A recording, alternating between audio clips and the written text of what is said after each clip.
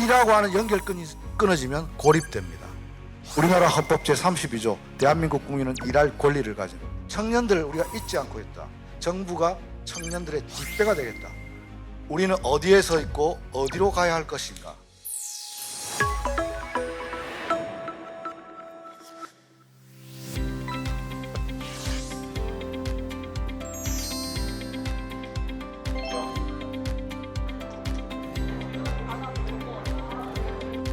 지금 김영훈 고용노동부 장관이 입장하고 계십니다. 뜨거운 박수로 맞이해 주시기 바랍니다. 네, 여러분 안녕하세요. 방금 소개받은 고용노동부 장관 김영훈입니다. 반갑습니다. 오늘 여러분들과 나눌 이야기는 노동의 인문학으로 정했는데요. 부제로 지역과 청년 그리고 미래에 대하여 라는 주제를 잡아봤습니다. 인문학이라고 하는 것이 한때 열풍이 불었었는데 그죠? 과연 인문학이란 무엇인가? 인간에 대한 탐구는 노동을 빼놓고 이야기할 수 없는데 우리가 다른 동물들과 다른 것은 인간은 바로 노동하는 존재라는 사실이고 인간의 본질을 탐구하면 탐구할수록 이 노동의 본질이 무엇인가를 우리가 생각해 보자는 차원에서 노동의 인문학이라고 제가 제목을 붙였고 노인과 바다라고 부산이 활력을 잃어가고 있다. 부산의 일자리 문제가 결국 대한민국의 일자리 문제이고 그것은 바로 청년의 문제이고 우리 미래의 문제다. 그래서 이렇게 주제를 잡아봤습니다. 첫 번째 가장 오래된 인류의 서사신 오디세이인데요. 오디세이 트로이 전쟁을 끝마치고 고향으로 돌아가는데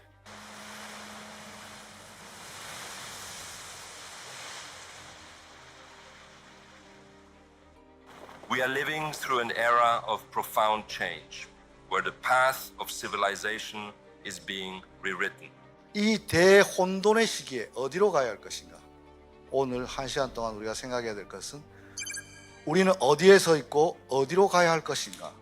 라고 하는 하나의 나침반을 찾았으면 하는 마음입니다. 인문학에 대해서 어떤 신학자께서 인문학이란 열심히 노를 젓고 있는 당신에게 오늘 하루만이라도 노를 잠시 내려놓고 밤하늘의 별을 보자라는 이야기를 했는데 밤하늘의 별을 보십시오 여러분. 밤하늘의 별 본다는 것은 북극성을 바라보는 것이 나는 제대로 가고 있나? 나의 방향은 옳은가? 나는 이 시기에 어떤 방향으로 가야 될 것인가? 나는 지금 어디에 서 있나? 지역과 청년 일의 미래를 이야기하기 전에 우리는 지금 어떤 상황에 처해 있나를 보는 것이 중요합니다. 첫 번째, 우리가 처한 상황을 한마디로 말하는 것은 바로 21세기의 자본론, 토마 피케티가 이야기했는데요. 소득보다 자산 격차가 불평등을 더 키우고 있습니다. 청년들이 절망하는 것은 이제 우리는 어쩌면 우리 부모 세대보다 못 사는 첫 번째 세대가 될 것 아닌가. 이유는 아무리 열심히 일을 해도 근로소득보다 부동산이라든지 기초자산, 사산의 격차를 따라잡을 수 없기 때문에. 두 번째는 바로 끊어진 사다리인데요. 지역의 구인난을 호소하고 있고 지역의 청년들은 일자리를 찾아서 지역을 떠납니다. 일자리가 없어서 일자리 문제가 생긴 게 아니고 일자리는 있는데 서로 안 맞는 것이죠. 그 이유는 그래 중소기업에서라도 열심히 일하면 그것이 경력이 되어서 언젠가는 나도 사다리가 되어서 나의 지금의 중소기업에 나의 지금의 노력이 나의 젊어서 고생은 사서도 하겠는데 사다리가 없어지는데 왜 고생하느냐. 한 번만에 대기업에 가든지 공공부문에 가든지 아니면 쉬어버리겠다. 끊어진 사다리 우리가 서 있는 자리입니다. 자산 격차는 벌어졌는데 열심히 노력해도 올라가기가 어려운 구조적 문제에 직면해 있다. 세 번째는 청년 고용률이 45%, 지금 우리 전체 고용률은 아주 견고한 흐름을 보이고 있는 것은 사실입니다. 근데 놀랍게도 60세 이상의 고령층 일자리가 우리 전체 일자리를 버티고 있다는 사실입니다. 청년 일자리가 45% 수준을 주저앉았는데 수도권은 50%를 하는 반면 어느 지역은 37%밖에 되지 못하고 우리 부산 지역은 거의 평균에서 조금 못 미치는 수준에서 벌어지고 있습니다. 결국 청년들은 일자리를 찾아 수도권으로 이동하고 지역은 공동화되고 좋은 회사들은 인력을 못 구하고 이런 악순환들이 계속되고 있습니다. 오디세이입니다. 우리는 지금 어디에 있는가? 우리가 있는 위치는 이것입니다. 이곳에서부터 해답을 찾아야 됩니다. 이곳에서부터 해답을.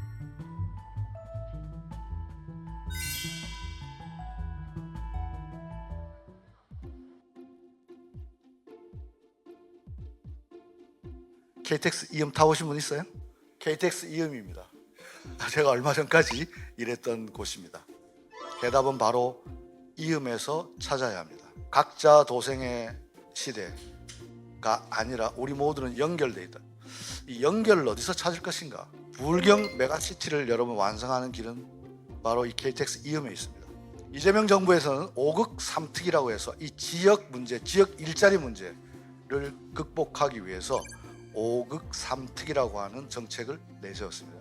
부울경 메가시티와 KTX 이음이 어떤 연관이 있을까? 만약 내가 부산에 있는데 창원에 일자리를 구해도 한 40분 정도 전철로 출퇴근만 가능하다면 난 보다 적극적으로 일자리를 구할 수 있을 것이다.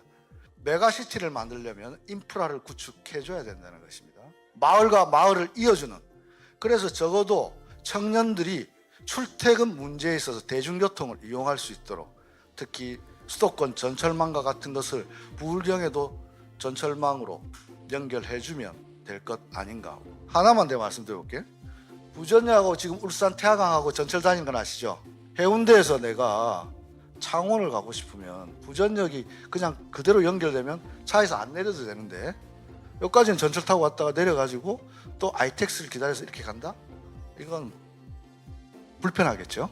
만약에 이거를 전철로 해서 쫙 다 연결되게 하면 내리지도 않고 또 시내버스와 환승도 된다면, 그리고 만약 이 거리는 30분 내로 출퇴근할 수 있다면 훨씬 더 우리는 많은 옵션을 가질 수 있을 것입니다. 지역을 고민할 때 이러한 현장에서부터 담론으로 정책을 승부 보는 게 아니고 디테일에서 무엇 때문에 안 되고 있는지, 정말 그들에게 필요한 게 무엇인지를 찾아가겠습니다.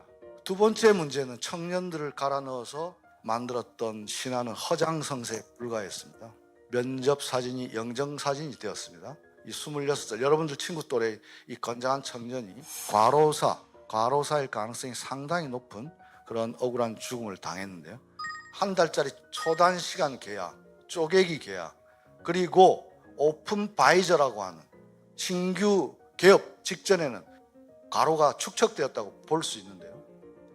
이러한 성공 신화가 마치 엄청난 기술 혁신이나 혁신인 것처럼 포장되는 것 이제 막아야 됩니다. 제가 드리고 싶은 말씀은 어떻게 청년의 눈높이와 이러한 일자리들을 매칭시킬 것인가인데, 첫 번째는 인프라 구축 잘해줘야 되고, 두 번째는 청년의 상식에 맞는 그런 일자리들을 만들어내야 되는데, 우리나라 대기업, 중소기업의 격차는 점점 벌어지고 있습니다. 결국 중소기업을 튼튼하게 하고 지역에서 좋은 일자리를 만들어내는 게 고용노동부의 역할이라고 할 때 제가 생각하는 몇 가지 말씀드리겠습니다. 여러분, 민주주의가 반역해집니까? 이런 이야기 많이 들었죠. 뭐 정권이 바뀐다고 내 삶은 뭐가 바뀌는가? 정권은 2번이나 바뀌었는데 왜 내 삶은 바뀌지 않는가? 이게 청년들이 던지는 질문입니다. 당군 일의 최대 스펙을 자랑한다는 청년들인데 왜 회사는 경력직만 뽑나? 아니, 우리는 경험이 없어서 취직을 못하고, 취직을 못해서 또 경력이 없어지는 이 악순환을 어떻게 끊을 것인가? 라는 질문입니다. 저는 그래서 민주주의가 밥 먹여준다로 우리 고용노동부의 청년 정책을 말씀드릴까 합니다. 중소기업과 대기업 간의 격차를 없애기 위해서 몇 가지 정책들을 펴고 있는데, 그 첫 번째가 노란봉투법입니다. 노란봉투법. 노란봉투법은 하청 노동자들이 하청 노동자의 노동 조건에 실질적인 결정권을 가진 원청 회사와 교섭할 수 있도록 하는 법입니다. 좀 어렵죠? 이 법은 결국 절대 다수를 차지하고 있는 하청 노동자들의 근로 조건을 올려줌으로써 원하청 간의 격차를 해소하는 것이고, 그를 통해서 하청이라고 하는 중소사업장에도 좋은 인력들이 많이 배출될 수 있도록 하자는 것이 우리 정부의 뜻입니다. 비슷한 일하고 차별 안 받았으면 좋겠다는 것은 똑같은 생각입니다. 그렇잖아요? 사람들 비슷한 일하고 차별받는 거 제일 억울합니다. 비슷한이라고 차별받아서는 안 되는데 차별받는 건 의식주로 나눠보겠습니다.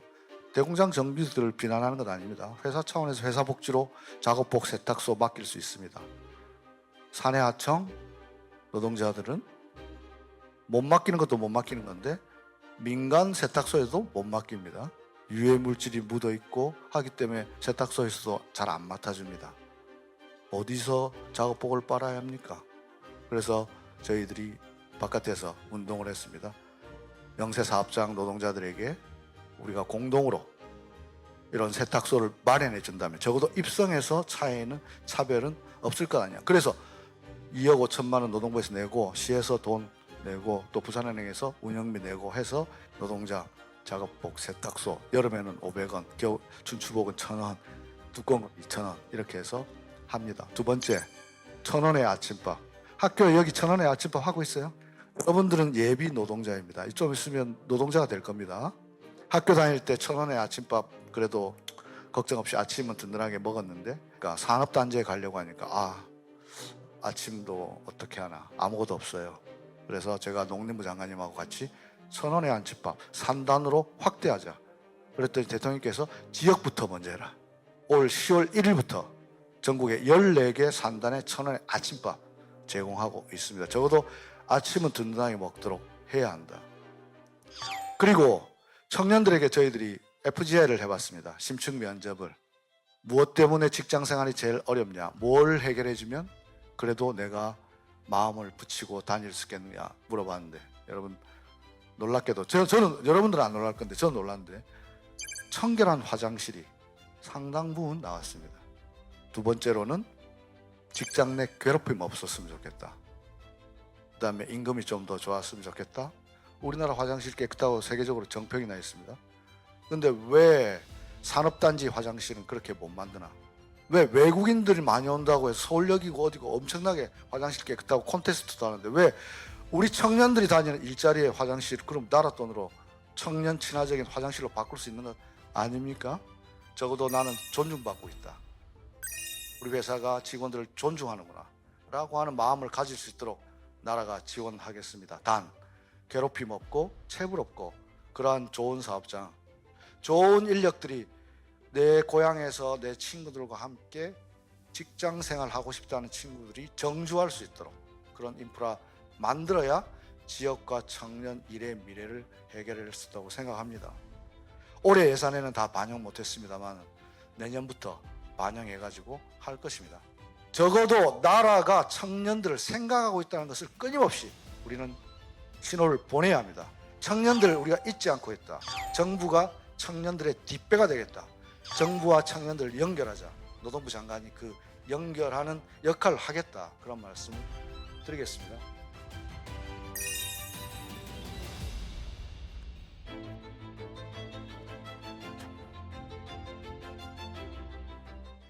일용직 노동자로 일하다가 신안산선 건설 현장에서 매몰 사고를 당했다가 극적으로 구조된 한 청년이 저에게 보내온 문자입니다.